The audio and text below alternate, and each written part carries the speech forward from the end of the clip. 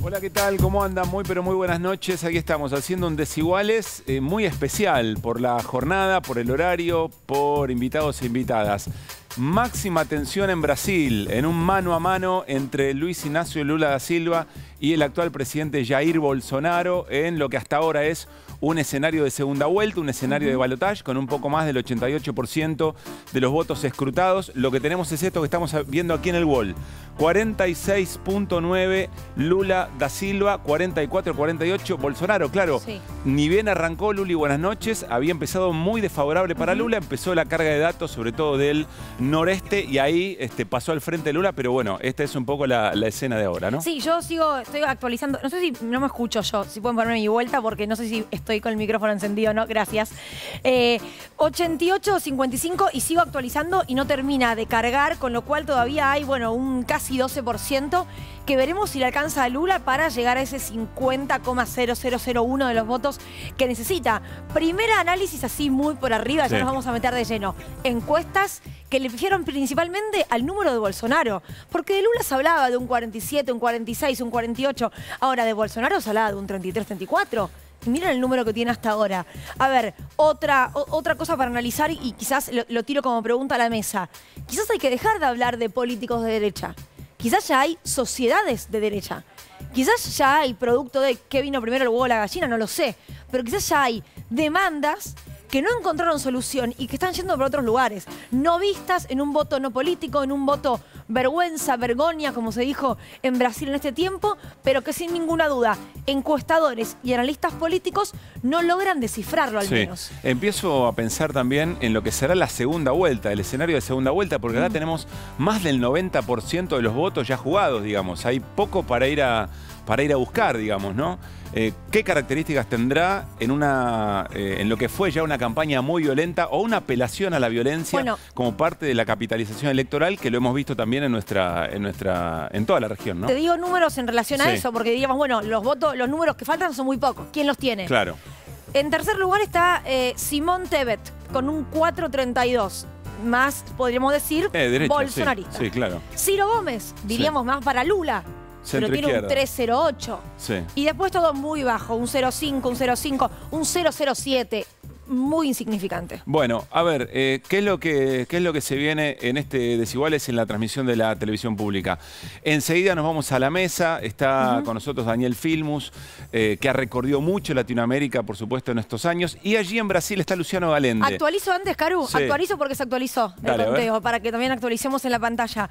47-12 Lula, 44-32 Bolsonaro, con un 90,26%. Sigue subiendo Lula en estos últimos 15, 20 puntos finales porcentuales, con lo cual 47-12 Lula, 44-32 Bolsonaro. Lo sorprendente sigue siendo la elección de Bolsonaro y, por supuesto, el escenario de segunda vuelta.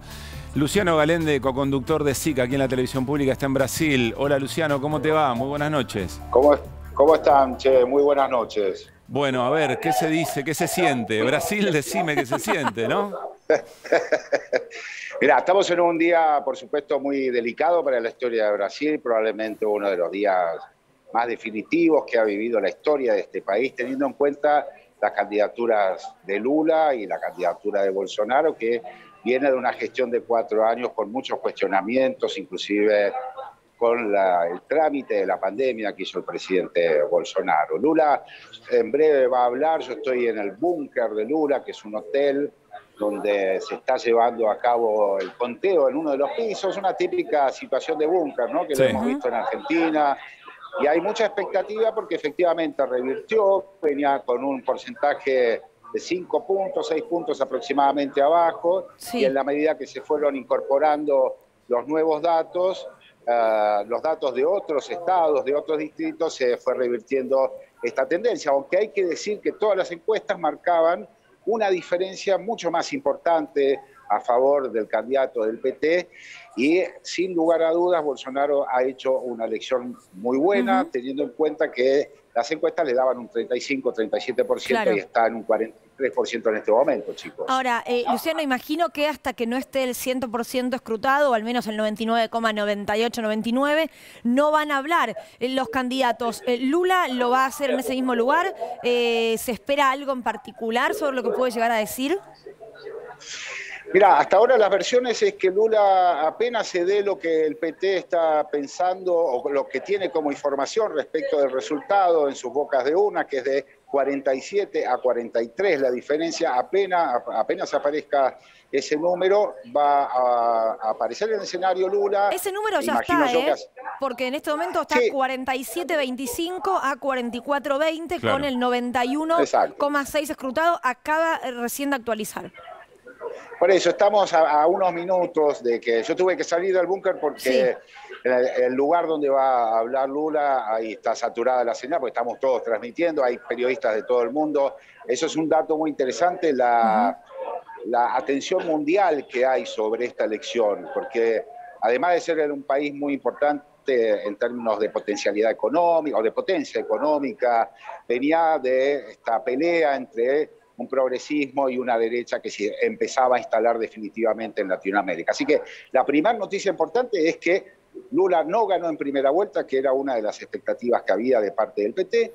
Esto va a ser una segunda vuelta para el 30 de octubre entre Bolsonaro y Lula, y los votos del resto de los candidatos que formaron parte de esta contienda electoral seguramente se van a repartir entre uno y otro candidato, de manera que hay que esperar un balotaje también con cierta paridad. No va a ser 51 a 35 ni ninguna de esas cosas que estuvimos suponiendo de acuerdo a las encuestas que estábamos manejando. Luciano, todos, ¿no? te comprometemos para dentro de un rato, después de que hable Lula, sacamos algunas conclusiones, lo sumamos a tu experiencia allí y volvemos a comunicarnos, ¿está bien?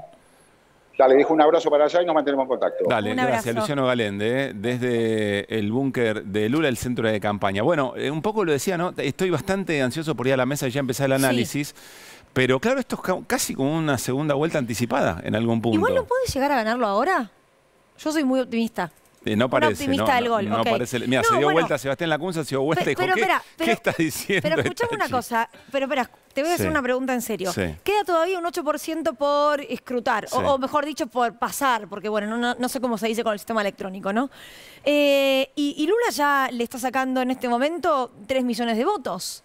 ¿No podría obtener un poquito más y llegar a un 50? Tiene que pasar al 50 más 1 de los votos y se verá. Esperemos, total, ¿para qué anticiparse? Claro. Si el análisis lo vamos a hacer en un ratito. Es como yo viendo ayer San Lorenzo Huracán, yo hasta el minuto 95 del segundo tiempo seguía teniendo esperanza, no ocurrió. Pero bueno, con Daniel Fimus en sala no hubiera hecho esa mención, pero bueno, a tu propio riesgo. Bueno, ¿te parece? Nos vamos a la mesa. Dale. En minutitos nada más habla Lula, en minutitos también una conferencia, una cadena nacional en Brasil del Tribunal Electoral. Bueno, un saludito, bienvenido Daniel a estas noches de domingo de la televisión pública. ¿Todo bien? Bueno. He sido muy bien recibido, así que estoy muy Bueno, banda querida, Mario, Gaby, Seba, ¿qué están viendo? ¿Qué impresiones les dio esta muy buena elección de Bolsonaro, no? Me parece muy pronto para decir algo. Uno no se puede transformar en experto lo que no esperaba hace 2 horas. No, digo, porque no puedes explicar, no ponerte maestro. Excelente. Yo en general soy incrédulo de las encuestas y entre agnóstico y ateo, pero las encuestas preelectorales más cercanas a veces aciertan más que las que se hacen a largo plazo. Diciendo muy rápido, muy sorprendente la elección, muy sorprendente la elección de Bolsonaro, gran elección de Bolsonaro, gran elección de Lula también, más del 90 y tantos %, lo señalaste vos, Pablo. Sí. Existe una tendencia en los países de nuestra región a que la gente vota en primera vuelta como si fuera la segunda. O sea, adelanta el balotaje. Esto es una cultura que existe, evidentemente, si la polarización te lleva. Todo lo demás es difícil, en general cada uno ganó en los distritos que ganó, en los distritos que más o menos se presumía ganar, pero hay algunos resultados medio impactantes. A mi ver, el hecho de que Bolsonaro haga tan buena elección es impresionante en función de varios detalles. Uno de ellos es que en general los gobernantes en pandemia le fue mal, a casi todos. A casi todos. Macron hace excepción por ahí, pero en general a casi todos. 2, las cosas que se le atribuyen a uno en pandemia. En definitiva, es una figura importante en el mejor de los casos. Si gana Lula va a encontrar una oposición política como no tuvo nunca. Claro. Claro, porque también se elige la Cámara de Diputados y un tercio del Senado, Y ¿no? senadores, y fue consagrado senador aparentemente Sergio Moro. Mirá vos. Mirá, En el estado en la de lista Paraná. de Lula, con la lista No, de él iba Bolsonaro, por perdón. con otra candidata por Uniao y ganó en Paraná a su padrino político. O sea, era una pelea entre dos derechas. Fue la carta que tuvo, porque él quería ser presidente, Sí, no pudo, no iba a llegó. ser Recordemos senador. el verdugo de Lula en términos Sí, de su participación claro. electoral cuando gana Bolsonaro. Sí, sí, tenía una clara aspiración presidencial, fue ministro con Bolsonaro, Justicia. efectivamente, y quedó en la nada. Un apuntecito, Pablo, diría, hay evidentemente un reemplazo del electorado de centroderecha por una derecha posfascista, por una derecha ultra, por una derecha que corrió los límites. Luli recién decía, se derechiza la sociedad. Bueno, Lula saca un porcentaje similar al de 2002, similar al del 2006. Es decir, allí hay una estabilidad de ese voto, de ese liderazgo, una ratificación, incluso que se vio ratificado hasta en la última elección que le fue mal, con Dilma Rousseff. Ahora, lo que hay claramente es un reemplazo de las siglas PSDB, PMDB, que son un poco los que... La derecha clásica brasileña, digamos. La derecha, centroderecha, incluso aliada en algún momento el PMDB de Lula, que fueron un poco los que le hicieron el neogolpe a Dilma Rousseff. Pero lo que me parece que se demuestra es que los beneficiarios de esa situación, de esa oposición aguerrida, de esa oposición vale todo, terminan siendo estos emergentes. Por ahora, este apuntecito, hay más de un país, citamos Estados Unidos, por ejemplo, en los que la derecha histórica, tradicional, se ve reemplazada sin inhibiciones por estos liderazgos con características posfascistas. Lo de sin inhibiciones me queda para después meter una repregunta. ¿Granata? Dos cosas iniciales. Primero, el nuevo piso que están teniendo las derechas, digo, arriba del 40%, me parece que es un dato que abona un poco a lo que decía Luli cuando recién arrancaban el programa.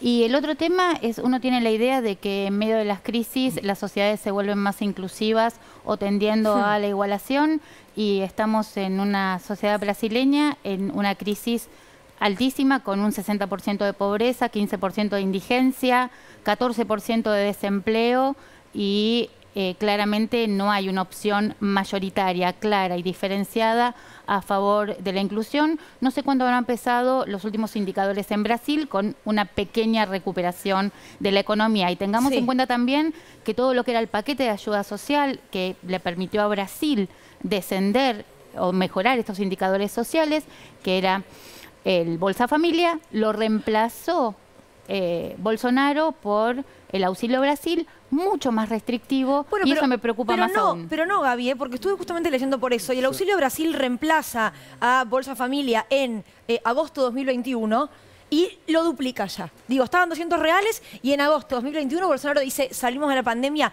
están todos muy mal, vamos por 400 reales. Ahora, sí, pero tiene otras condiciones. No, lo pero volvió a tiene aumentar diferentes ahora. condiciones, no es para la misma cantidad de gente. Entiendo que es para más gente, ¿eh? Tiene diferentes condiciones, tenés que demostrar determinadas condiciones de cumplimiento. En agosto de 2022, hasta diciembre, o sea, háblame de una medida eleccionarista, digamos, lo subió a 600. Bueno, o sea, con un país donde no hay inflación. Acordate que justamente Bolsonaro no quería extender las ayudas. Cuando ve que empieza a caer en las encuestas, es cuando redobla, porque eso tendría que haber terminado antes. Así que, hablando de medidas electoralistas, ¿cuánto incide las de último tramo? A veces sirven, a veces no. A Alberto Fernández no le sirvieron las medidas de último tramo en las elecciones legislativas. ¿Sirven o no sirven, Daniel, esas medidas? No, por supuesto que sirven, pero de cualquier manera yo tengo una mirada un poco distinta. Creo que es verdad que se está adelantando la segunda vuelta, pero cuando uno habla de la segunda vuelta, lo que está hablando es de que uno no vota a favor de alguien, sino que vota para que no gane el otro. Entonces, lo que tenemos que mirar en este resultado son los dos aspectos. Claro. Para mí, la que es asombroso y fabuloso es la elección de Lula. Y eso lo colocaría en primer lugar, por varias razones. En primer lugar, porque todos los amigos, en realidad miembros del gabinete de Lula y amigos muy cercanos a él, hablaban de que íbamos a la segunda vuelta seguro, que es verdad que iban con un impulso para tratar de acercarse, pero veían la dificultad de hacerlo, así que no es un asombro total para la gente que está alrededor de Lula y para los que hacen la campaña. Pero lo sorprendente no es la elección de Bolsonaro, Daniel. Sí, porque lo que pasó justamente es esto, que la gente votó contra Lula, digamos, los que votan en este momento a Bolsonaro, no es que votan esa política. También hay que pensar que si adelantás la segunda vuelta, lo que estás haciendo es votando para que no gane otro. ¿Y eso quién qué es? pensás? Perdón. ¿Que piensa el tema de corrupción? No. Porque fuiste con un discurso muy fuerte en el último Pero, tramo de... perdón, estamos hablando de una persona que estuvo 550 días preso, que fue estigmatizado de una manera increíble, que eso es lo que llegó a todo el mundo. Lo que llegó a todo el mundo fueron no solo los días del juicio, sino los días que estuvo preso. Todo Brasil lo vio estar preso por corrupción. Claro. La sospecha debe haber quedado en muy buena parte de la gente. Entonces, lo que hay que ver es cómo desde ese lugar, desde un lugar de una persona de 76 años que se recompone y que vuelve a ponerse a la cabeza de una campaña electoral, llega a esta votación, sea cual fuere la que termine en esta primera vuelta. Sí. Porque es verdad que el otro voto nos pasó a la inversa a nosotros quizás en el 2019, cuando nosotros vimos en la primera vuelta o en las PASO, los votos de Alberto eran mucho más de lo que imaginaban las encuestas y que nosotros mismos, pero era justamente para que no gane Macri, que era en aquel momento la gente no quería repetir esas políticas neoliberales. Entonces, en este caso, yo lo miraría desde otra perspectiva, lo miraría fundamentalmente desde una perspectiva de una elección asombrosa, de un hombre que se recompuso, que tuvo casi 600 días preso, que levantó acusaciones que eran totalmente infundadas, pero que impactaron en la opinión pública y la justicia fue utilizada justamente para perseguirlo. Eso me parece que lo hay que reivindicar. ¿Cuánto sacó Dilma en la primera vuelta en su última elección? Que ganó con el 51%. Así que mayor grieta que en aquel momento, 51 contra 49 no hay. Pero sacó 41 puntos Dilma en la última elección. Así que en la primera vuelta. En la primera vuelta. Quiere decir que Lula está superando a Dilma sensiblemente. Claro que estamos aparte nosotros impactados, quiero decirlo, porque nos pusieron al revés los datos. Claro. Nos pusieron primero los datos donde estábamos en una situación... 8 puntos abajo estaba Lula, ¿no? Exactamente. Pero vuelvo a decir, no levantar demasiado la figura de Bolsonaro por este voto que, insisto, tiene que ver con que mucha gente... Yo conozco mucha gente... Lo que querían evitar era que Lula... y que, ustedes lo decían también, Ciro Gómez, todos los intelectuales de América Latina le pidieron en una carta que baje la candidatura porque es un candidato cercanísimo a Lula. Pero yo quiero, para terminar, que este voto no se decide por cómo van los votos de las otras dos fuerzas, sino con quién va a buscar los votos que no estuvieron en esta primera vuelta. Ahí te escuchamos, Mario. Déjenme actualizar. Con el 93% de los votos escrutados, 47-43 para Lula, 44-05 para Jair Bolsonaro. 0-3, perdón. Estamos a la espera del tribunal, de la conferencia de la cadena nacional del Tribunal Electoral de Brasil y al mismo tiempo la palabra, por supuesto, de Lula y también imaginamos de Bolsonaro. Mario. Sí, yo imagino, sin conocer tanto el Brasil, algo que dijo Daniel Filmus, que es clavado, que es que los votantes que votaron 4%, 3% no van a tener una fidelidad, lo que les diga Ciro Gómez, más o menos en promedio en todos los países los votantes de Ciro Gómez no van a esperar a ver qué le dice Ciro Gómez, sino que van a decidir más o menos a conciencia. Es una campaña rarísima la que tiene que hacer. Lo que hizo Lula desde ya, lo que dijo Daniel me parece correctísimo. Lula ha protagonizado una hazaña política, son los estadistas de la región, es una figura impresionante. De cualquier modo, a mí me parece que el cuadro es un cuadro de una sociedad muy partida, con dos proyectos francamente antagónicos, que está ahí, no que está al borde. Uno ahora mira como una carrera de caballo, ¿no? O sea, que lo pasó en la última recta, algo así. Bueno, pues eso por imperio un poco por ahí del azar de cómo se dieron los votos. Lula hizo una gran elección, sin ninguna duda, y es una figura descollante, y seguro que si no hubiera sido Lula el candidato, su sector no hubiera sacado esos votos. Bueno, como ocurrió con Haddad en el año 2018, ¿no? Claro, tenemos un informe, porque primero quiero mostrar tu libro, Daniel, para también meternos en un ratito. ¿Lo tenemos ahí? Sí. Porque además de ministro de Ciencia y Tecnología, escribió Daniel algunos Filmus libros. Fue autor de Lula, el presidente del pueblo. No, lo fabuloso fue haber hecho el programa Presidentes y tener esa oportunidad histórica, estar horas con Lula contándonos su vida desde que nació hasta que llegó a la presidencia. Cuando termina Desiguales, 10:30 de la noche, a continuación, ¿a las 10 terminamos? ¿Sí? Bueno, eso va. A las 10. 10 de la noche. Cuando terminamos, Se queda Caruso si no media horita acá. Cuando terminamos a las 10, Bueno, depende de Brasil, claro. Cuando terminamos a las 10, se va a emitir por la televisión pública esa entrevista. Presidente de Latinoamérica del ciclo que Daniel Filmus le hizo a Lula. Pero vamos al informe, ¿no? Sí, porque es un recorrido de lo que venimos diciendo. Un candidato a presidente, ex 2 veces presidente de Brasil, que estuvo preso más de 2 años, ¿no? 500 y pico de días. Y hoy está, bueno, al borde de llegar a la presidencia nuevamente. Lo vemos. La Fiscalía de San Pablo acusa nuevamente en esta oportunidad al expresidente Inácio Lula da Silva por corrupción y lavado de dinero. A figura de Lula no comando do esquema criminoso identificado na Lava Jato. Cita o nome do Lula, cita o nome do Lula, cita o nome do Lula, se não citar não vale. Supuestamente por haber recibido un departamento de una constructora implicado en el caso de corrupción en Petrobras. Não teremos aqui provas cabais de que Lula é efetivo proprietário no papel do apartamento. Que me diga qual é o crime que eu cometi. Não adianta tentar acabar, sabe, com as minhas ideias. Elas já estão pairando no ar e não tem como prendê-las.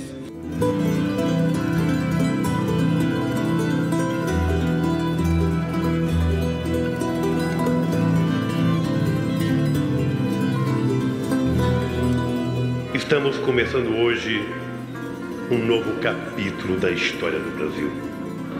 Não como nação submissa, abrindo mão de sua soberania.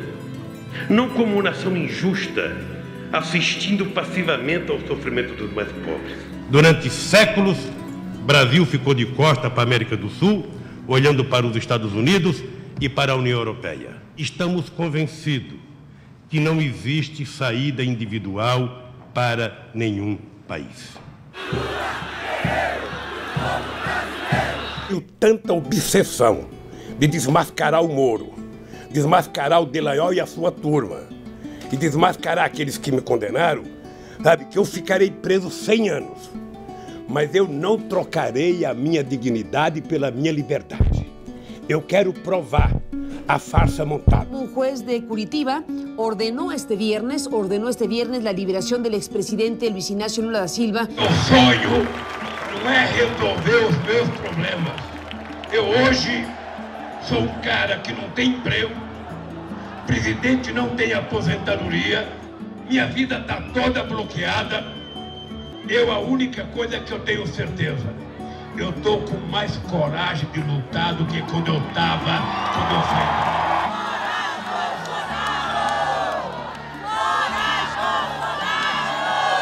Eduardo, eu morei num quarto de cozinha com 13 pessoas. Então, eu tenho consciência do que esse povo está passando. Então eu não posso mentir. Eu não posso ganhar os 76 anos e falar, gente, olha, eu ganhei, mas não dá para fazer as coisas. Desculpa, eu tenho que atender o mercado. Eu preciso atender a Faria Lima. Eu preciso ter responsabilidade fiscal. Eu preciso manter teto de gasto.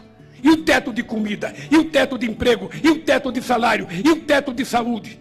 Quem é que vai devolver para esse povo? Es oficial la candidatura de Luis Inácio Lula da Silva. Se va a competir como candidato a presidente de Brasil por una coalición de 7 partidos políticos. Eu quero ser presidente para mudar de novo a vida do povo. Porque do jeito que está, ninguém aguenta mais. Eu não posso voltar para fracassar. E por isso eu tenho temor. Eu tenho que voltar para fazer o Brasil recuperar o seu prestígio internacional. Eu tenho que voltar para fazer com que o povo brasileiro possa outra vez comer 3 vezes ao dia. Medo de ser feliz, quero ver chegar, Lula lá, brilha nossa estrela. Bueno, un poco lo que narraba Daniel Filmus, ¿no? El recorrido de ese obrero metalúrgico que después llega efectivamente en el liderazgo de su sindicato, de la representación de la clase trabajadora, llega a la elección, a varias elecciones, termina imponiéndose después de unas cuantas en las que no pudo ganar. Y ganó 4ª y 5ª, hoy es la 6ª. Gana, le cambia la vida al pueblo brasileño, lo meten preso, sale de la cárcel, demuestra su inocencia y finalmente llega a ganar la elección, que, insistimos, irá a una segunda vuelta, lo más probable en función de los resultados que estamos viendo ahí en pantalla, que es la quiero ver qué actualización del porcentaje momento. ya se está escrutando. 94,05. todavía quedan un 6% de votos por sumar. Ahora, Daniel, te meto un matiz en lo que decís, porque la historia de Lula es realmente conmovedora. Es conmovedora. Pero la sorpresa de esta elección, en función de todo lo que venía ocurriendo, sigue siendo para mí el desempeño de Bolsonaro, que era lo que se mantuvo oculto quizá en las encuestas, ¿no? Este 48 será, a lo que llegue Lula, no termina de sorprender. Era lo esperable de alguien que con ese recorrido volvía a representar al pueblo brasileño, a un sector. Sí, por lo que decía Mario al principio, es difícil hacer un análisis en el momento, pero los votos que está recogiendo Bolsonaro en este momento son los votos que iban para otros candidatos, no le está sacando prácticamente ningún voto a Lula. Sí. Lo que Lula tiene es más o menos lo que se esperaba. Bueno, en todo caso, lo que llama la atención es la representación de Bolsonaro de todos esos votos. Yo lo podría pensar al revés. Sí. ¿Qué malo tiene que haber sido el gobierno de Bolsonaro para que, gobernando durante todos estos años, le gane una persona que ante la imagen de la opinión pública de un sector importante, pero mayoritariamente cuando vos ves el acto de Lula antes de ser detenido, estaba rodeado de 1000 personas. Todos nosotros decíamos acá, si nos llega a pasar algo a nosotros así, hay cientos de miles de personas, millones. El peronismo, para el movimiento, y el movimiento social estaba en un momento destruido, entre otras cosas, por la crisis del gobierno de Dilma, porque el gobierno de Dilma, que tomó en muchos sentidos medidas que no eran simpáticas para la gran mayoría, tuvo un desgaste que hizo que en el momento que fue derrocada, porque hay que incluir en todo esto que hubo un derrocamiento anticonstitucional a Dilma. Entonces, también uno lo puede pensar de la otra manera. Pero Bolsonaro está sacando como un poco menos de 20 puntos más que su primera vuelta de 2018. Pocos políticos que yo he conocido, no en persona, digamos, con los que he convivido, me caen peor que Bolsonaro. Ahora, saca 20 puntos más que en su primera vuelta. Pasó una pandemia, la pandemia pasó para todos, también pasó para Bolsonaro. Su gestión de la pandemia fue espantosa, criminal y demás, pero evidentemente hay una construcción, una interpelación de este personaje, una condición de liderazgo, la que menos me gusta en la vida, pero una condición de liderazgo que interpela a algunas personas, que está ahí. Yo estoy de acuerdo, hace 4 años se votó en Brasil con Lula preso, ¿sí? Sergio Moro, el que ahora fue electo senador, le sacaba delaciones premiadas hasta 2-3 días antes de la elección, de gente que decía que Lula estaba al tanto de las coimas. Hace 4 años había gente que por la calle veía a alguien con una remera roja y le pegaba. Eso pasaba. Entonces, ahora también. Ahora lo matan. Ahora lo matan. Sí. Bueno, hubo asesinatos, pero fue mucho más generalizado y ahí tuvieron un gran papel los medios de comunicación, incluso los que después criticaron a Bolsonaro, que llegaron a esa especie de, a ese discurso extremo en donde era prácticamente un delito apoyar a Lula. Se asesinó a Mariel Franco. Marielle Franco, 6 meses antes de la elección. Claro, me estaba acordando ahora, no solamente el que iba a ser líder preso, sino Marielle Franco, una dirigente feminista, lesbiana, negra de Río de Janeiro, asesinada. Por una banda con nexos. Linkeada a los hijos de Bolsonaro, ¿no? Efectivamente, digamos, o sea, ese recorrido ahora también, ahí sí creo que muestra los límites de ese acoso brutal e incluso del lawfare judicial y demás, porque Lula vive, digamos, porque Lula es un personaje político, porque Lula sacó 48%. En ese punto creo que sí hay algo para ver. Ir por ese camino puede contribuir a, en algún momento, ganar una elección, pero no tiene, evidentemente, una continuidad. Sí afloran mecanismos muy espurios para lograr una condena. Ahora, Seba, vos decís, tiene un relativo éxito porque Lula vive políticamente y está primero en esta elección de primera vuelta. Pero en el camino, entre los 2 años de Temer más los 4 de Bolsonaro, lo que tuviste es un avance de la derecha que parece que está consolidando. Entonces tenés un montón de pérdida.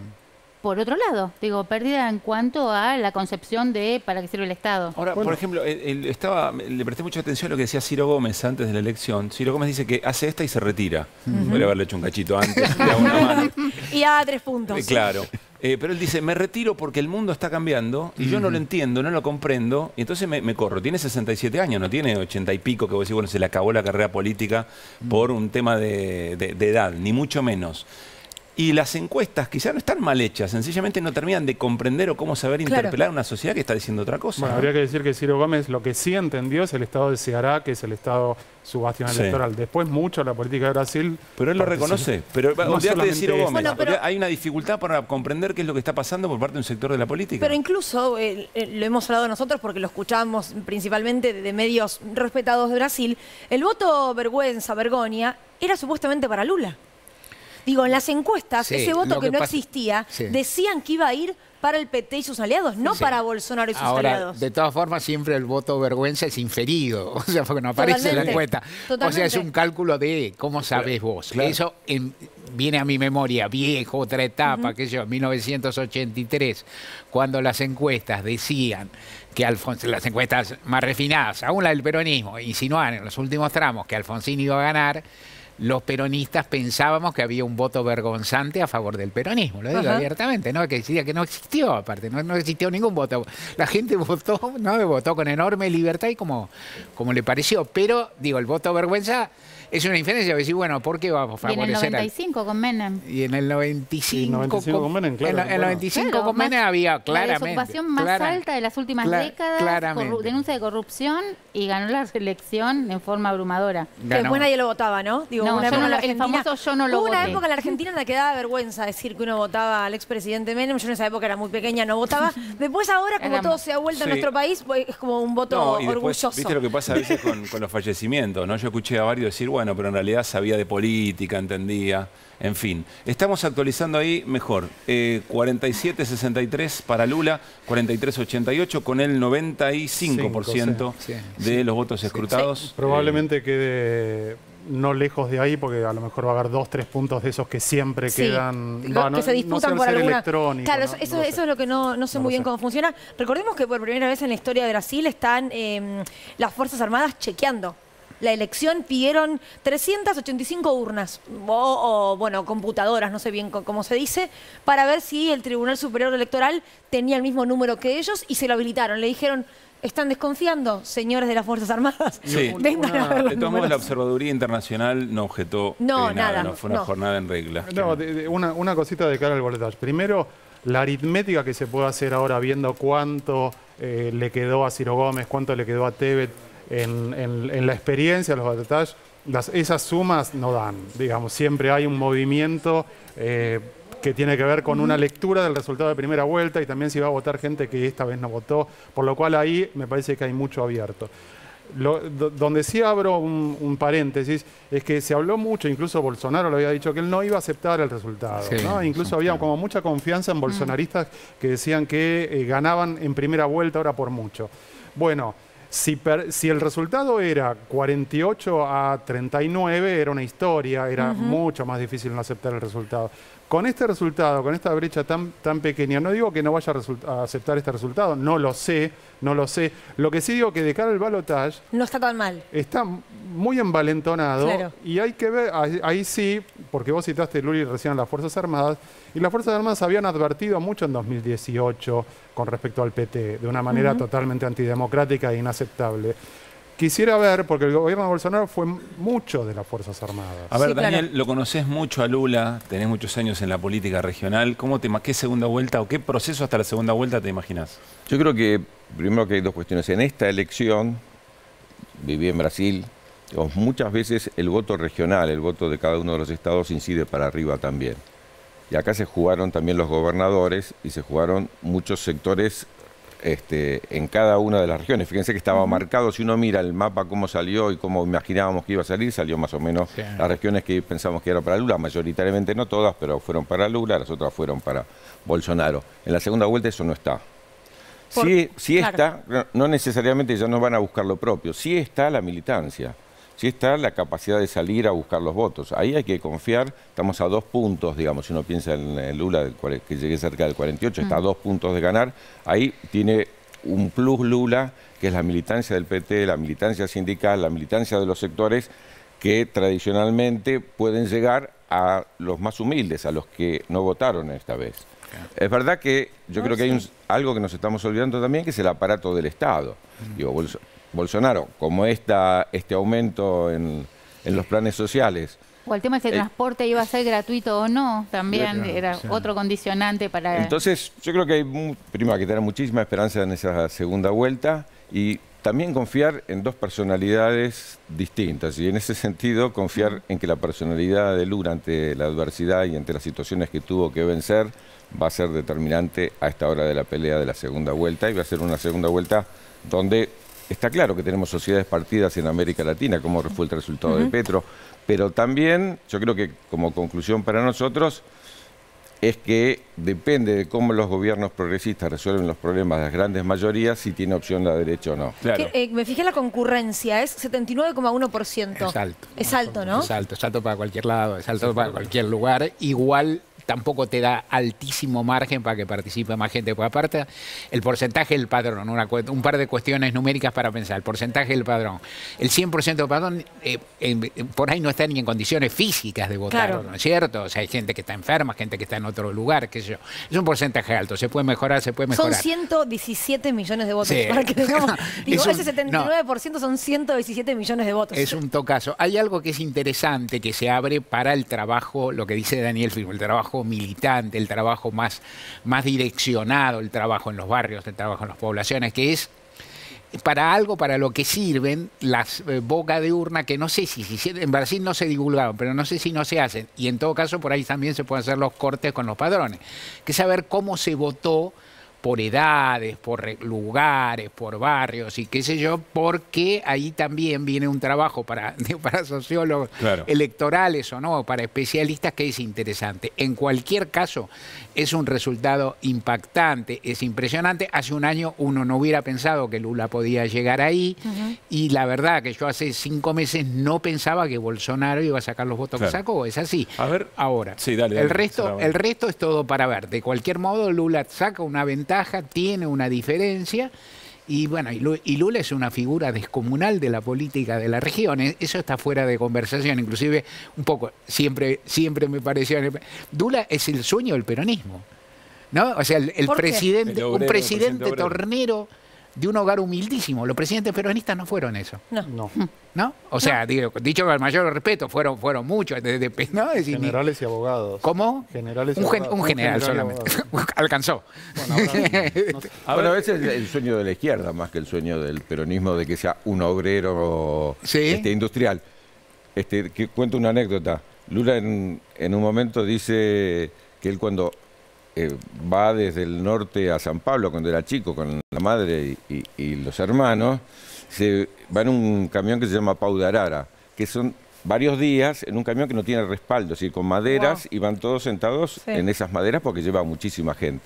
Entonces él dice que en un momento ve pasar un camión de la Shell y piensa, ¿qué es lo que más puedo soñar yo en mi vida? ¿A dónde quiero llegar? Quiero ser conductor de camión. Pero no de cualquier camión, dice, de un camión amarillo así, como ese que veo pasar de ayer. Dice, y aquí estoy conduciendo un país. Sí, está muy bien. Bueno, a ver, en un ratito, insisto que estamos esperando voces oficiales desde Brasil. Sí. Enseguida vamos a hablar de qué impacto tiene para la Argentina, una cosa u otra, digamos, ¿no? Pues es una elección que vive toda la región y sobre todo la Argentina. Algo escribió Mario sobre el tema, con ganas de que argentinos y argentinas puedan participar de la elección de Brasil. Pero, a ver, hablaba recién Daniel del mapa. ¿Podemos poner el mapa a pleno un segundito? A ver si Daniel nos explica. Sí, mira vos. Hubo cambios, porque cuando lo estábamos viendo antes del aire, era toda la izquierda marrón, y no, Gaby, lo estábamos comentando, y toda la derecha amarilla. El Amazonia estábamos con ayuda de Sebastián, que nos iba ubicando los estados. El Amazonia se volvió petista, ¿no? A ver, lo marrón, Luli, es Bolsonaro, ¿no? Sí. Y lo rosa o fucsia es Lula. Sí. A ver, ¿qué lees ahí, Daniel, vos que conocés el bueno, ves un Brasil mucho más pobre, que es el Brasil que vota principalmente a Lula. Está claro, el Brasil del sur. Claro, pero cuando hablamos de las zonas más pobladas, porque las zonas más occidentales de Brasil son zonas muy poco pobladas, inciden poco en el voto. Cuando vos ves el gran voto de Bolsonaro, es en las grandes ciudades y en los lugares de sectores medios, fundamentalmente el sur, ¿no?, que es el sector más rico. Cuando ves los votos del norte, está claro, y también los votos que si uno pudiera mirar Gran San Pablo, pudiera determinar, porque ahí tenés los estados, no tenés las ciudades, vos verías más votos de Lula. Bueno, es claro que es un voto clasista y es un voto dividido, no necesariamente todo clasista, porque hay sectores populares que siguen a Bolsonaro sin lugar a dudas. Pero ese mapa más claro es imposible. Hubo una traslación muy interesante que se dio ya hace varias elecciones, que fue que el PT en sus orígenes nació en el Gran San Pablo, después tuvo experiencias en Río Grande do Sul, Porto Alegre, digamos, una de las zonas más prósperas de Brasil, pero hoy su fortaleza no es en esos dos estados, en San Pablo y Río Grande do Sul, de los más importantes de Brasil, porque allí gana Bolsonaro con holgura, sino en el nordeste. En ese sentido, sí se peronizó un poco el PT, o sea, se hizo un... ¿Más popular? Bueno, me desdigo, porque tendría que haber ganado en San Pablo. Dije una pavada. ¿no? Tendría el Gran Buenos Aires, digamos. Pero en este punto... Se editó al aire. Me encanta. Bueno, es que yo soy más de gráfica. Es televisión en vivo, chicos, es así. Lo que quiero decir es esto, no, pero sí en este punto, en las provincias pobres del norte, lo que decía Daniel recién, digamos, ahí allí la ventaja del PT y de Lula es de 30, 40, 25 puntos en las provincias pobres del nordeste de Brasil. ¿En algún momento las grandes ciudades no eran progresistas? Eso. No sé, de allá de Buenos Aires te puede desmentir muchas veces últimamente. No, en algún momento dije, no ayer. Bueno, acá justamente la polarización lo que trae es que muchos sectores medios, puestos a polarizan contra los sectores populares. Sí, la ciudad de Buenos Aires votó a Aníbal Ibarra, eligió a Aníbal Ibarra jefe de gobierno 2 veces, no hace hace mucho, pero no hace tantísimo. Está bien, pero primero le eligió de la Rúa y hace 12 años está gobernando el PRO, digamos, tampoco es que los centros urbanos los ciudades más grandes te cuento ahora. Pero según eso, lo que dice Daniel es que probablemente la ciudad de Buenos Aires gana porque vota contra quien estaba gobernando. Voy a dar un resultado electoral que muestra que esto es cuando Lustó sacó solamente un punto de diferencia con Macri. No, entonces, con Larreta. Esto demuestra de que había un 50% que pensaba en contra, que no se manifiesta cuando el peronismo lleva un candidato. Claro. Pero que esa potencialidad... llamando terrible. Llamando al voto en blanco, porque en aquel momento el peronismo llamó al voto en blanco, igual salió a un punto. Quiere decir que hay... Y yo creo que pienso lo mismo que en Brasil. ¿Qué es lo que hizo Lula? Ampliar la coalición.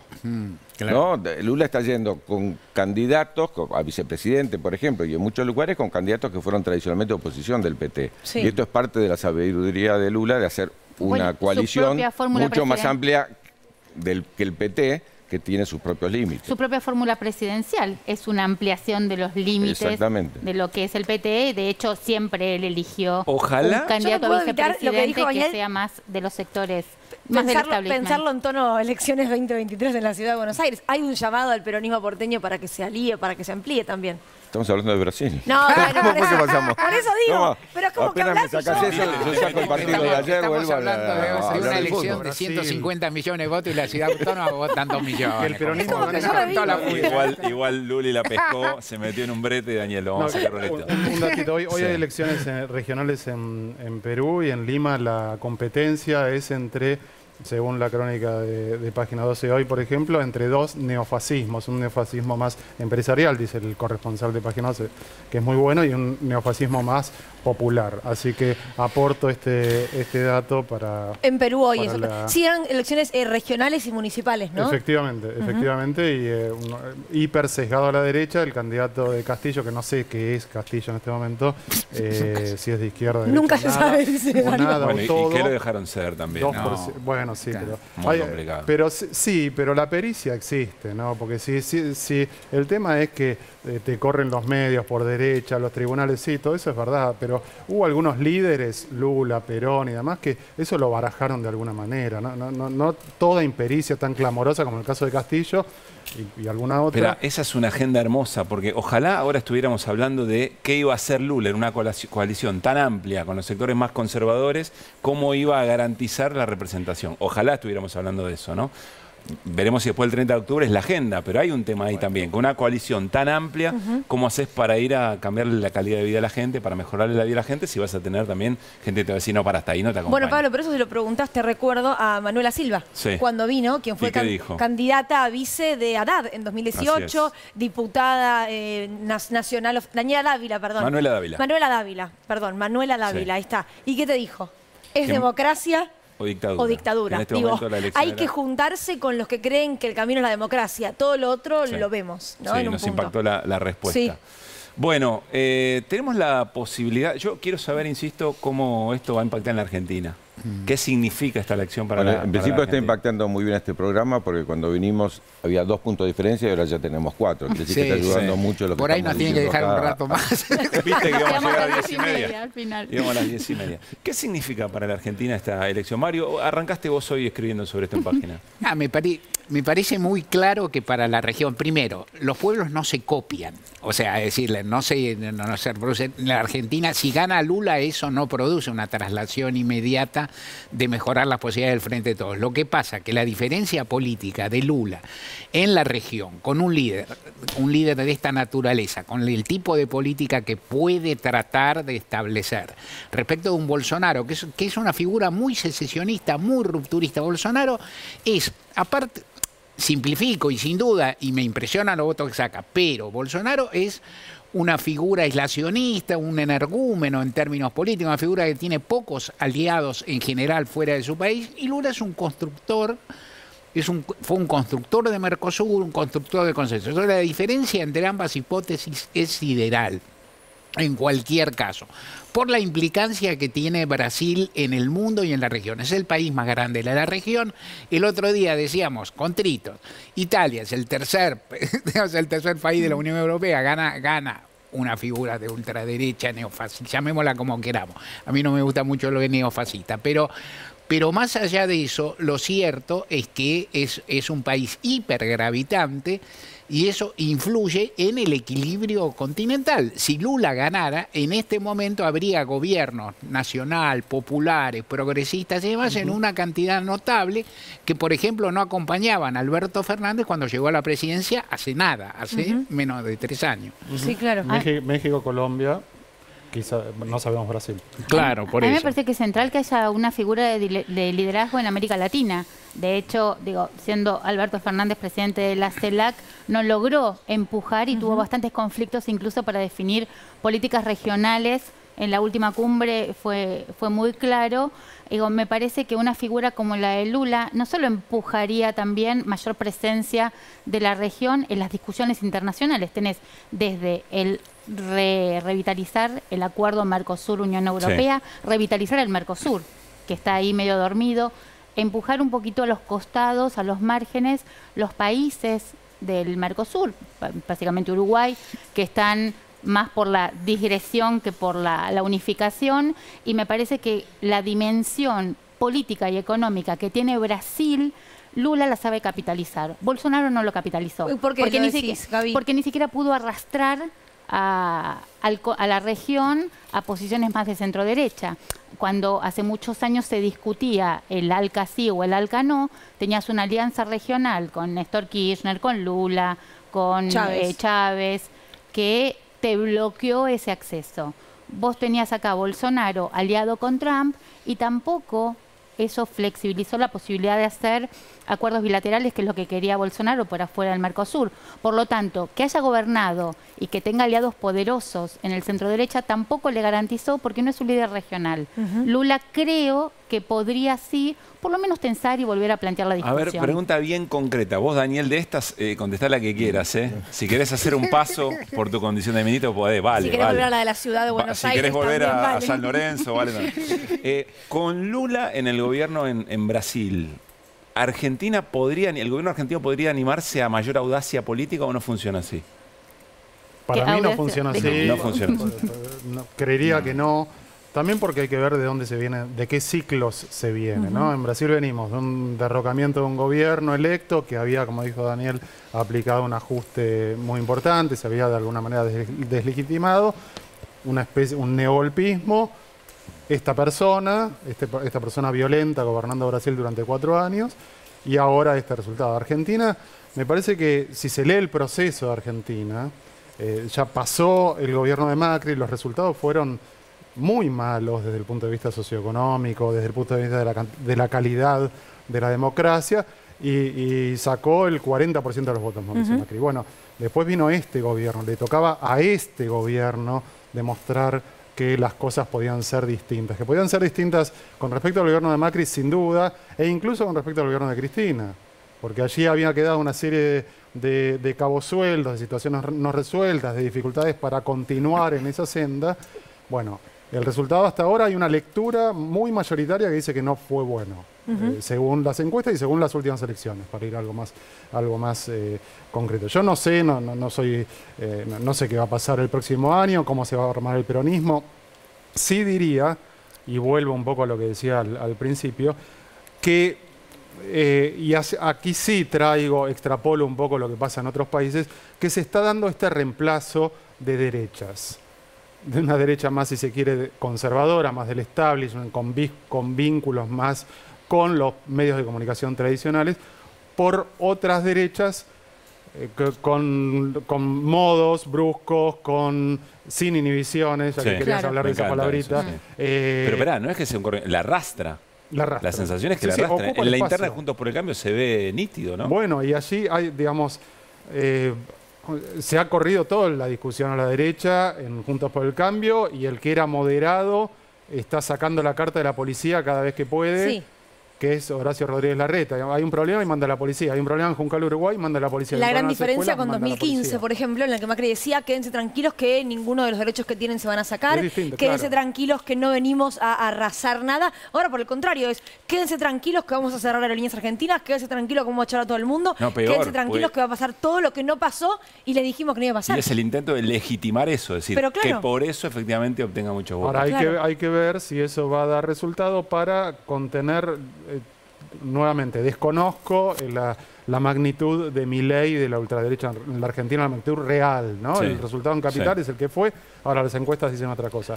Pero hay que ver si esa postura, incluso esa sobreactuación que se da a veces en el bloque conservador más tradicional, para ocupar, si da resultado. Claro. Porque en Brasil también ocurrió, y Bolsonaro desplazó a esos que sobreactuaron del PMDB y del PCDB, y Bolsonaro ocupó la parada. A ver, nos vamos a ir al móvil, a la Unión Obrera Metalúrgica. Antes repasamos, en la Argentina, sí, por supuesto.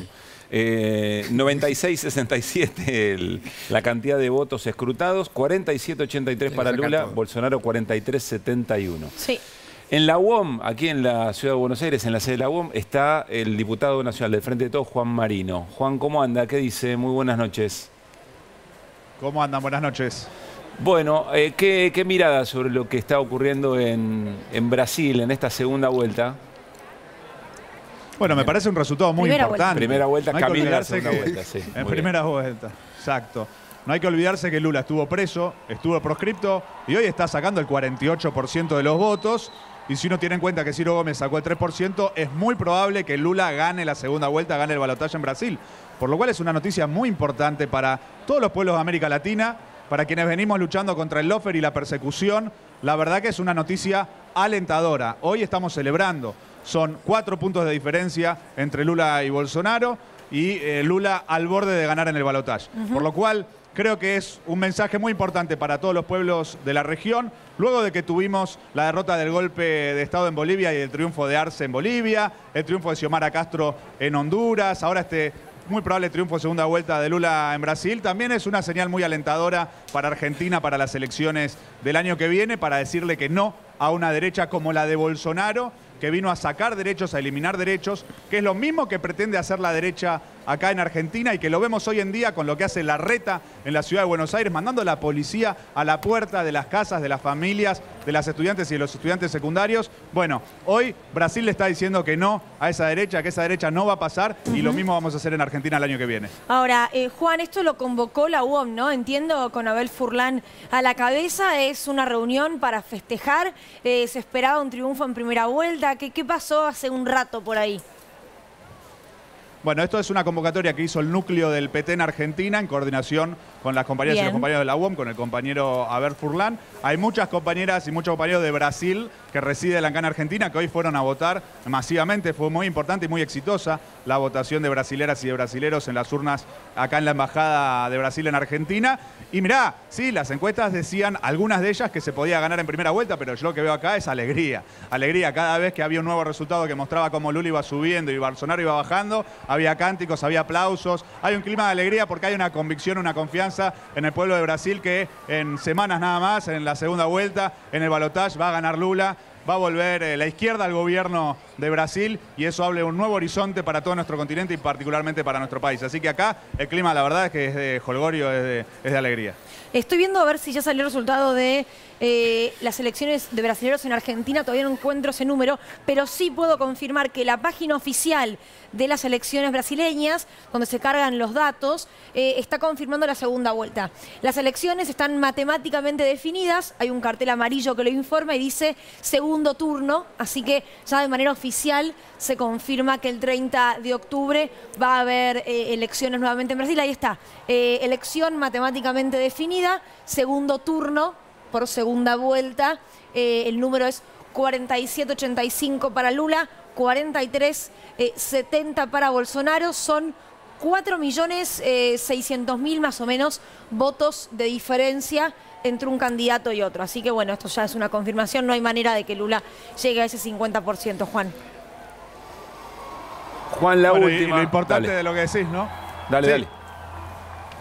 No, lo que decía Luli me parece importante porque fíjate qué hubiese pasado si Ciro Gómez acompañaba a Lula y votaba a Lula, se ganaba en primera vuelta, ¿no? Ahí están los límites de estas avenidas del medio, que en definitiva hoy en día lo que terminó generando es que Bolsonaro pueda tener la oportunidad de ir al balotaje. Y creo que eso es un mensaje muy importante para el año que viene en Argentina. Tenemos que cerrar filas, todas y todos contra la derecha el año que viene, con Cristina al frente. Así le ganamos a la derecha y logramos tener un gobierno que también aborde un montón de problemas que tiene Brasil, que tiene Argentina. Tiene la región de desigualdad, de crecimiento de la pobreza, de crecimiento de la indigencia y que tenemos que tomar medidas para darle respuesta a nuestro pueblo que hoy necesita tener garantizado su derecho a comer y su derecho a trabajar. Así que la elección de Lula abre un camino en ese sentido y espero que lo podamos continuar el año que viene con Cristina al frente en las elecciones en Argentina. Juan, muchas gracias. Gracias a ustedes. Bueno, el diputado del Frente de Todos, Juan Marino, allí en la sede de la Unión Obrera Metalúrgica, donde incluso la representación del PT en Buenos Aires termina por armar esta fiesta por el triunfo de Luis Ignacio Lula da Silva en la elección, pero no lo suficiente, no con el 50% más uno de los votos como para ganar en primera vuelta. Vamos a una segunda vuelta ya de manera formal el próximo 30 de octubre. ¿Cómo la ves? No, primero sobre la pregunta anterior que se hizo si esto va a impactar sobre la política argentina, y yo creo que va a impactar y va a impactar mucho. Es decir, que gane Lula va a impactar fuertemente en la política argentina porque va a impactar en la política latinoamericana. Cuando uno mira América Latina, vos mirás post-Segunda Guerra Mundial, todos los países con políticas desarrollistas, todos al mismo tiempo tuvieron en los 70 políticas progresistas, todos tuvieron dictaduras al mismo tiempo, salvo uno o dos, todos tuvieron dictaduras, todos salieron de las dictaduras más o menos al mismo tiempo. Todo esto no es casual. Todos tuvieron democracias débiles que terminaron en gobiernos de derecha. Todos los gobiernos de derecha de América Latina tuvieron crisis que dieron lugar en el siglo XX, apenas el siglo XXI apenas empezó, todos gobiernos progresistas. Pero Daniel, hay una lectura de este gobierno, la elección del año que viene. Sí, no, estoy hablando en primer lugar de los procesos de América Latina y creo que por qué va a impactar esto. Y ahora tenés un continente en disputa, no está tan claro. Por supuesto que los triunfos de Petro, lo que se decía recién de Honduras, el de Chile, el de Bolivia, también después de un golpe de Estado, el de Perú, tenés un conjunto de países que avanzan hacia políticas progresistas. El caso más importante es el de Colombia. Jamás en la historia un gobierno progresista en Colombia. Esto indica una tendencia, y yo creo que lo de Lula, este triunfo, indica una tendencia, y si es presidente va a impactar doblemente por esta imagen de América Latina, pero también porque va a impactar en la economía argentina y va a impactar en la integración latinoamericana. América Latina no tiene ningún destino si no está integrada. Vos lo señalabas recién respecto a la CELAC. Alberto es el presidente de una CELAC sin Brasil, sin la mitad de la economía de la región. Claro. Entonces es muy difícil, ¿no? Digo, si no vuelve Brasil a la CELAC, que es el organismo que nosotros tenemos de los países de la región y del Caribe, que esa CELAC sea muy importante si no está el principal socio. Entonces, esa inclusión. Y segundo, desde una perspectiva autocrítica.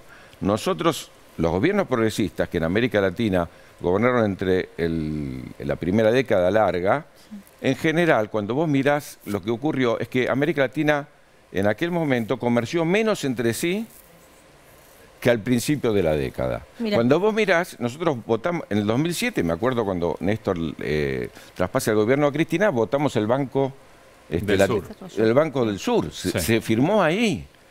Nunca se formó. Quiero decir, tenemos un déficit respecto de la integración que económicamente también, siendo el principal socio económico. Y sobre todo en el contexto ahora, en el medio de la guerra de Ucrania, donde todos los países están tendiendo a regionalizar su comercio, que esto lo señala siempre Cecilia Todesca, el tema de cómo es la composición del intercambio comercial intra-Mercosur, que es de bienes industrializados, cuando por fuera del Mercosur vendés más materias primas. 40% de los que vendemos... Tenés una oportunidad ahí muy importante para generar un nuevo hub logístico y de intercambio. 40% de lo que vendemos a América Latina son bienes industriales. Solamente el 10% de lo que le vendemos al resto del mundo son bienes industriales. Estamos vendiendo trabajo, valor agregado, y ahí sí déjenme pasar el aviso, vendemos ciencia y tecnología. Yo vengo de Bolivia, de inaugurar un centro de medicina nuclear, uno de 3 que el INVAP y la CONEA hicieron en 50 millones de dólares cada uno. Qué distinto es si nosotros pudiéramos integrar con la capacidad espacial que tenemos, la capacidad en energía nuclear, todas las capacidades que tiene Argentina, a integrarse con Brasil y con el resto de América Latina. Yo creo que eso impacta este año. Bueno, Massa les va a dar una mano con el dólar diferencial para la economía del conocimiento. Ahora estos días, mañana, ¿no? exactamente, con muy buena noticia. Mañana? Muy bien. Dijo hub logístico, Gabriela, y nos quedamos como, ¿no? No, yo me quedé como, qué wow. fuerte, muy bien, qué grande. Lo que es trabajar con gente que sabe. Claro. ¿No? Bueno, quiero hacerles esta pregunta, porque me da la sensación que el gran desafío de los progresismos es ver con qué manera de acción política contrarrestás lo que viene señalando esa atracción hacia la ultraderecha por parte de la derecha en general. ¿Con militancia y gestión alcanza? Yo creo que lo principal, cuando vos estás en el gobierno, es la gestión. Quiero decir, lo principal es la gestión. Cuando vos decís que la votación no nos acompañó, es que se hizo muchísimo en la gestión y no fue totalmente visto. Yo tengo un convencimiento, que hemos hecho investigaciones muy importantes desde el CONICET y desde la agencia de investigaciones que tiene el Ministerio de Ciencia y Tecnología, donde no fue suficiente el esfuerzo que hizo el Estado, pero todo el mundo sintió el aporte del Estado. Yo creo que esta cuestión de que nadie señaló que el Estado estuvo ausente, pero que no fue suficiente, fue lo que nos impactó en la elección anterior de medio término. Y esto lo discutimos mucho. Yo creo que hay una gestión que hay que mostrar, una gestión que ha logrado cuestiones muy, muy importantes en las peores condiciones, pero todavía tenemos que seguir mejorando. Nuestro fundamental, la gente vota, y acá lo está mostrando también, porque vota la mayoría contra el gobierno en Brasil. Bueno, la mayoría está votando contra el gobierno justamente porque no evalúa la gestión positivamente. Nosotros hemos hecho un esfuerzo enorme en la gestión para seguir mejorando, para seguir favoreciendo a los sectores que más lo necesitan, que es el camino que ha prometido este gobierno y que está avanzando. Hay una víscera muy esencial que es el salario, que es la más complicada, digamos, ¿no? Ese es el camino, y es el camino que está tomando nuestro gobierno, que viene tomando nuestro gobierno desde el comienzo, que no fue suficiente y que hay que ahondar este año, y que me parece que lo de Lula, en este sentido, de la integración económica con Brasil, va a ayudar. Ahora, también tenemos esa militancia que es enorme, que es poderosa, pero que se moviliza en la medida de que se siente respaldada por una gestión que defiende los ideales en los cuales cree. Y yo creo que ahí la pandemia no nos ayudó, pero que estamos en un proceso, incluso justamente por el lawfare y por la persecución a Cristina, que hoy estamos en un proceso de recuperación, una militancia muy activa que va a incidir fuertemente en la elección del año que viene. Déjame decirle, Seba, que si alguien habla, alguien me refiero con Lula, Bolsonaro o alguien del Tribunal Supremo Electoral, vamos a ir en vivo a Brasil, sí, claro. Pero todavía no hay ningún mensaje, no hay ninguna comunicación vía Twitter. Algo particular de Brasil que tenía ganas de decir, no hay veda electoral, se dieron cuenta, ¿no?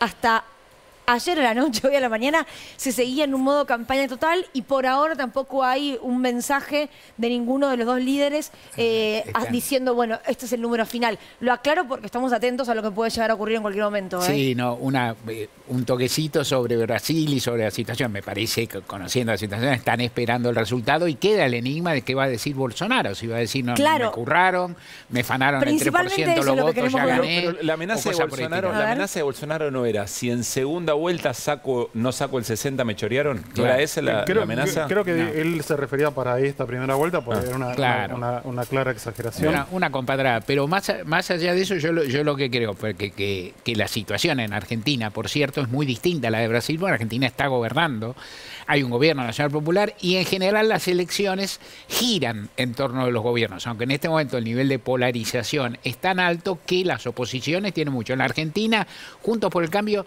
tiene un piso altísimo, asombroso en las elecciones de 2019, digamos, fue tremendo, y también asombroso en las elecciones de 2021. Y ese piso más o menos lo va a conservar. Yo creo que al gobierno nacional le toca el desafío.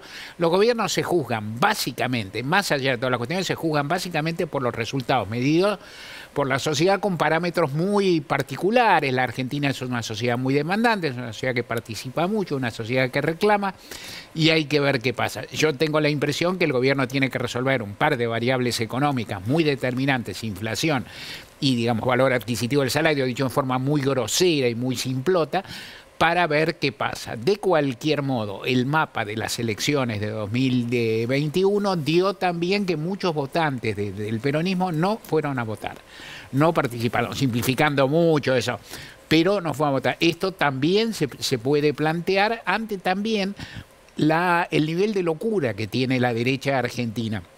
Yo diría una cosa, sin arriesgar mucho. A veces cuando vemos moverse al otro, damos por hecho que saben todo lo que hacen. O sea, Rodríguez Larreta hizo bien en perseguir a los pibes.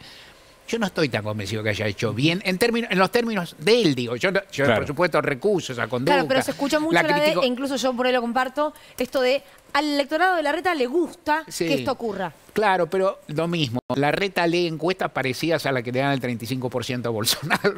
No, digo, claro, ¿no? Entonces Larreta mira más a Bullrich, me parece. Larreta mira Focus Group, mira encuestas, mira todo. Es inteligente, digo, no. Pero se puede equivocar. A mi ver, hay algunas... Es decir, en este derrape de esta derecha que va diciendo tantas cosas y que se va desnudando tanto, yo creo que ahí está mostrando un flanco. O sea, un flanco que son demasiado guturales para la Argentina. O sea, el Macri de 2015 es una campaña inteligente.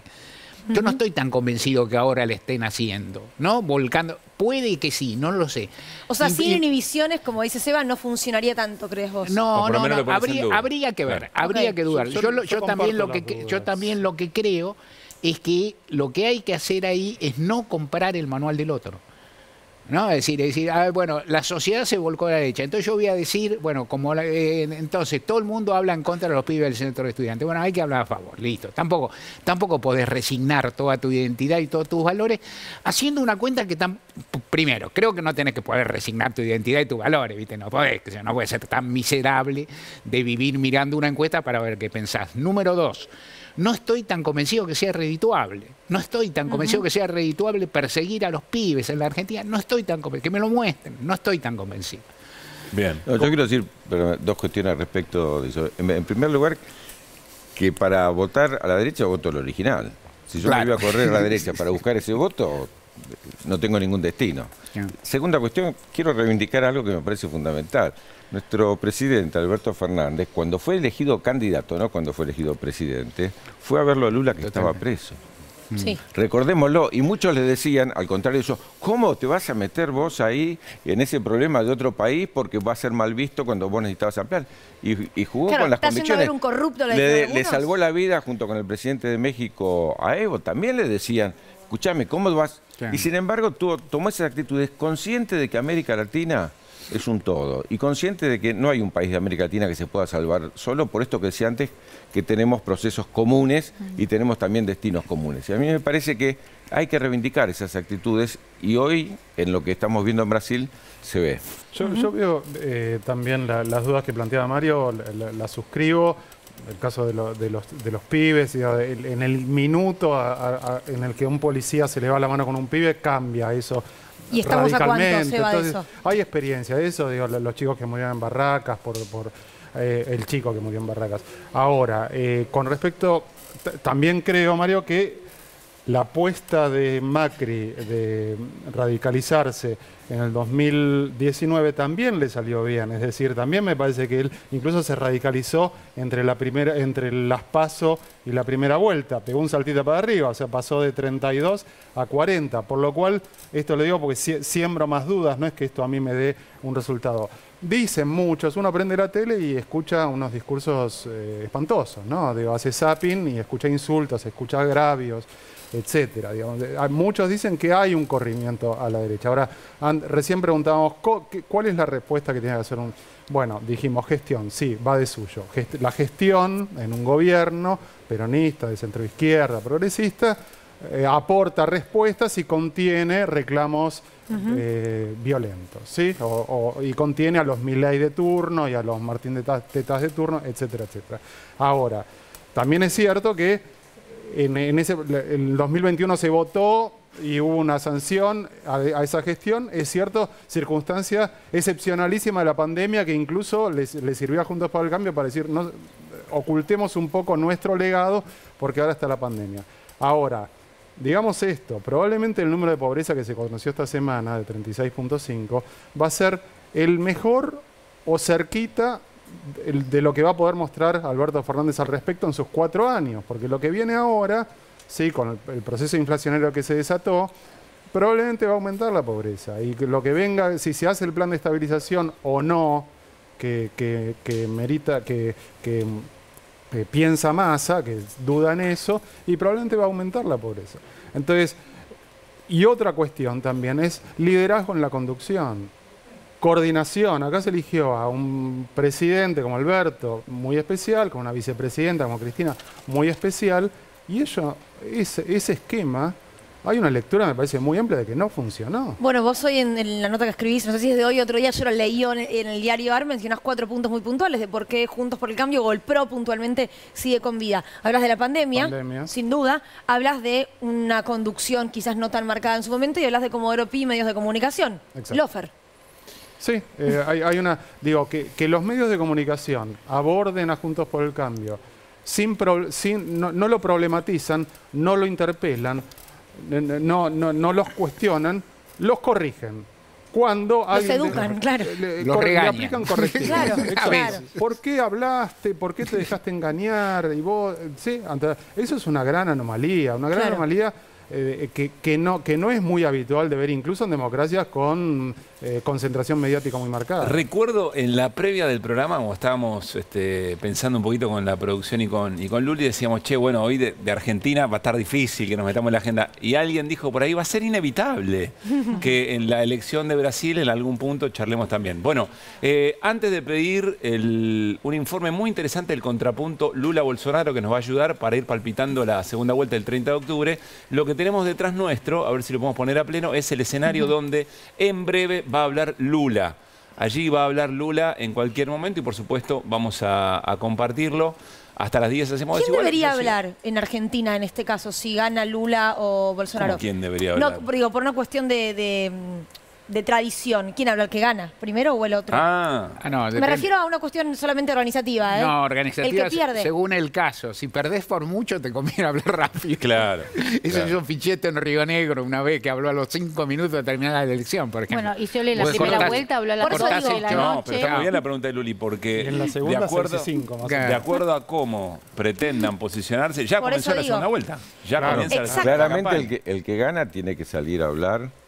Ya mismo. Porque lo que vos tenés que hacer es capitalizar el triunfo. Si esperás que el que perdió salga a decir que ganó... O sea que Lula debería salir a hablar. Lo que pasa es que cuando está diputado, por lo general se espera que el que perdió reconozca la derrota. No, pero estamos en una primera vuelta. Quiero anticiparme. Para mí el discurso de Bolsonaro va a ser un discurso de alguien que ganó. Bueno, por eso digo que me parecería importante que salga Lula. Primero sí reconoce el resultado electoral. Hoy Diego Iglesias, mi amigo y compañero, le preguntó, ¿vas a reconocer el resultado electoral? Y le dijo, ¿de qué país sos? De Argentina. Bueno, vamos a hablar de tu país entonces. Sí. Esa fue la respuesta de Jair Bolsonaro. Bueno, podemos compartir el contrapunto Lula-Bolsonaro, que insisto, está pensado de cara a esta primera vuelta, pero de alguna manera va a continuarse hasta el 30 de octubre. Estamos a um passo da vitória em 2 de outubro. Estamos a un paso de la victoria el 2 de octubre. Todavía nos queda un poco de camino por recorrer. En los pocos días que quedan, debemos trabajar para ganar el voto de todos los que aman la democracia.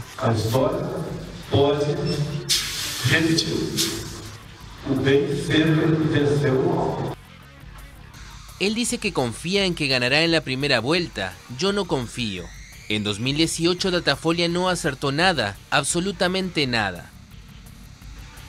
No intentaremos convencer a un fanático bolsonarista de que nos vote, que se lo coma el gusano bolsonarista.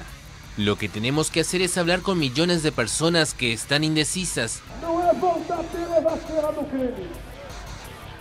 Esse tipo de gente tem que ser estipado da vida pública. Muchos factores contribuyeron a que Brasil entrara en esta atmósfera nerviosa. La negación de la política, la destrucción de la política dio paso al advenimiento de un Bolsonaro, como dio paso en Alemania al advenimiento de Hitler y en Italia al advenimiento de Mussolini. Vamos nos livrar definitivamente do comunismo que ameaça o nosso Brasil. Outros valores fundamentais para a sociedade brasileira, com reflexo na pauta dos direitos humanos, são a defesa da família, do direito à vida desde a concepção, a legítima defesa y un repúdio a ideología de género. El país que dejé es el país que la gente echa de menos. Era un país de empleo, era un país donde la gente tenía el derecho de vivir dignamente, con la frente en alto. Eu dei R$600 de Auxílio Brasil. Você dava pouca coisa para os mais pobres, usava esses mais pobres com massa de manobra para ganhar voto. O presidente, quando aparecer aqui, por favor, minta menos. Basta de tanto ódio, de tanta destruição, de tantas mentiras, de tanto sofrimento y de tantas mortes. Llegó a los 48, ¿no? Sí. Lula, 48.01 con el 98% de las mesas escrutadas. Sí. Ah, subió. 48.03. 48.03 con ahora sí el 98.08 de las mesas escrutadas. Hay una segunda vuelta, es un hecho eso, no se discute, pero bueno, el número va aumentando. Y sí, después nos van a criticar por haber empezado el programa tarde. Quizás hubiéramos empezado más claro. Y la remontada era... claro. Quiero decirte, Lucila, que tenemos que pagarle una cena. Perdón, yo también dije 48, quiero que sepas. Bueno, así que, entiendo. Antes de ir al corte, quiero compartir algo que dice Alfredo Serrano Mancilla, titular de la CELAC, como punteos de la elección que me parece interesante. Dice, Bolsonaro vino para quedarse. No, ese es el primer punto, digamos, ¿no? Yo creo que por Bolsonaro dice la bolsonarización de la política o esta manera de la política. No minusvalorar fuerza política de Lula por no ganar en primera vuelta. Es una gran elección, lo que decía Daniel, que algo de experiencia tiene. Una vez más, no hay espacios para el centro, dice. Encuestas orientan, pero no son relojes exactos. Y los conteos electorales, no todo es como empieza. Bueno, un poco lo que estamos mencionando recién. En la Argentina también lo hemos comprobado en alguna otra oportunidad. De esto, ¿qué es lo que más les llama la atención? Que la bolsonarización de la política llegó para quedarse en la región, que no hay lugares para el centro. Y yo diría también que las encuestas es cierto que no son el resultado, pero digo, cuando yerran por 10 puntos, como en este caso, ¿no? O sea, le daban a... Sí. Esos errores tan abismales. Pero espera, ¿es error o que hay una situación, una escena nueva que es difícil de leer? Bueno, entonces dejemos de hacer encuestas. Porque realmente hacemos un seguidismo a veces, mismo en Argentina y en tantos países, y el resultado es tan distinto, ¿no? ¿Por qué hacías así, Mario? ¿Qué? No, porque las encuestas son lo que dicen, el trabajo fino, todo trabajado, y lo que se publica en los medios, que es mucho más brutal y rústico, que dice un número en la mano. Los propios encuestadores, eso es cierto, los propios encuestadores dicen 2,5 de error. Entonces 45 a 35 puede ser 43 a 37, ponele, ¿no? Pero igual. Pues hay una parte de análisis que no se publica y termina reducida. Y que también está. De cualquier modo hay una falla, hay una dificultad en entrarle a muchas cuestiones. Tal vez haya que medir los métodos, tal vez haya que medir que ciertas metodologías ya no son acordes con la dinámica social, y uno podría regalarle, qué sé yo, a los consultores que los van a criticar lindo en todas partes, tal vez la posibilidad que la propia difusión de los resultados incite la polarización. Vos decís Lula va a ganar por 13 puntos y un tipo de derecha dice yo voy y voto contrario. Puede decir que en primera vuelta iba a votar, vaya a saber por quién o qué sé yo. O al revés, decir, bueno, Lula está ahí nomás, voy y lo voto. Y en primera, decir, Lula, de los votos hipotéticos que tenía Ciro Gómez, también supuestamente succionó algunos, ¿no? Sí. O sea, Bueno, de hecho, Caetano Veloso, si no me equivoco, había dicho públicamente que yo iba a votar por Ciro Gómez, pero en este momento no tengo esa opción, hay que ir por Lula. Y un apuntecito de encuesta, ya que estamos, sobre Ciro Gómez. Le preguntaron previamente al día de hoy a quién votarían en balotaje y estaba el votante de Ciro Gómez bastante dividido, digamos. Mirá. No es que Ciro Gómez va a Lula. Traspone. Porque Ciro Gómez se ancló mucho en un discurso muy antilulista, que incluso se vio en el debate, ¿sí? Porque, bueno, la verdad que es así. Hay posicionamientos de centroizquierda que cuestionan a la otra centroizquierda en su legitimidad, que tienen electorados que después pasan a la derecha. Sí. Hacemos un corte, acomodamos un poquito, tenemos la expectativa puesta en la palabra de Lula, de Bolsonaro y la escena allí en Brasil, aquí en Desiguales, Televisión Pública, programa especial. Ya venimos.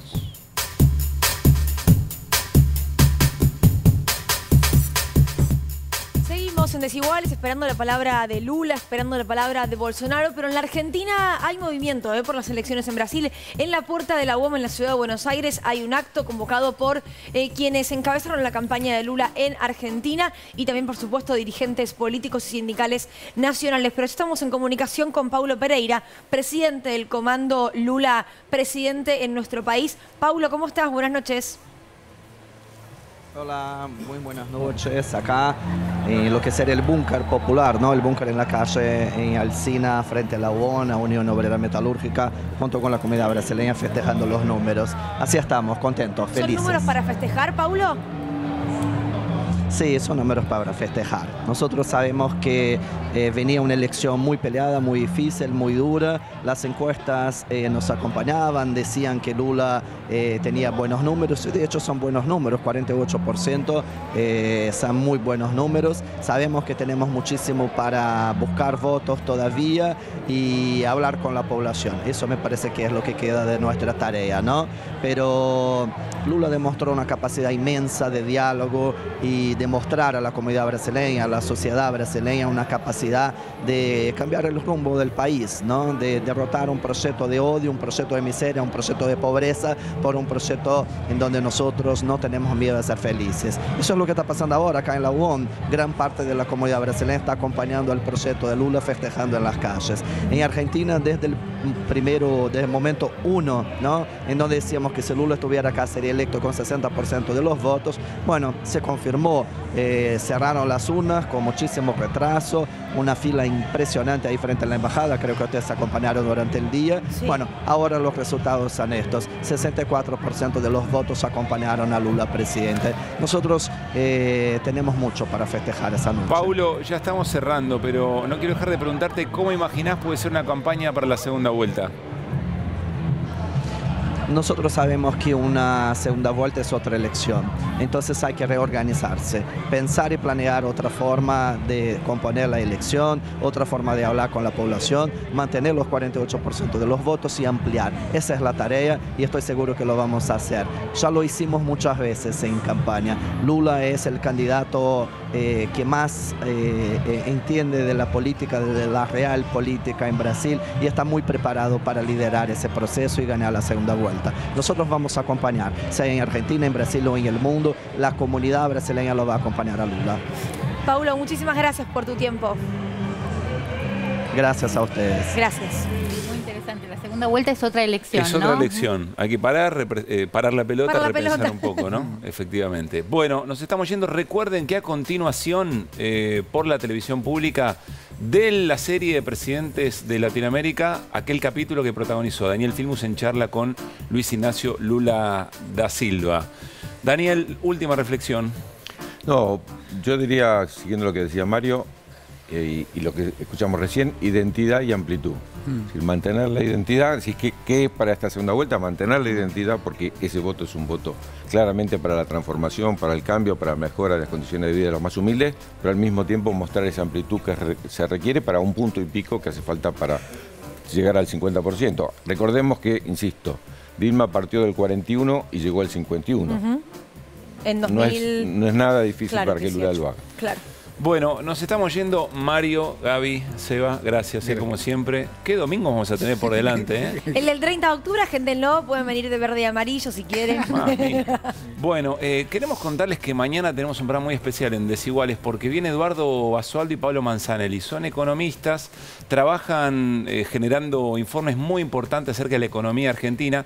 Eduardo Basualdo no habla prácticamente nunca y accedió a venir a presentar el último libro que habla sobre las élites económicas en la Argentina, así que va a ser muy interesante la charla de mañana.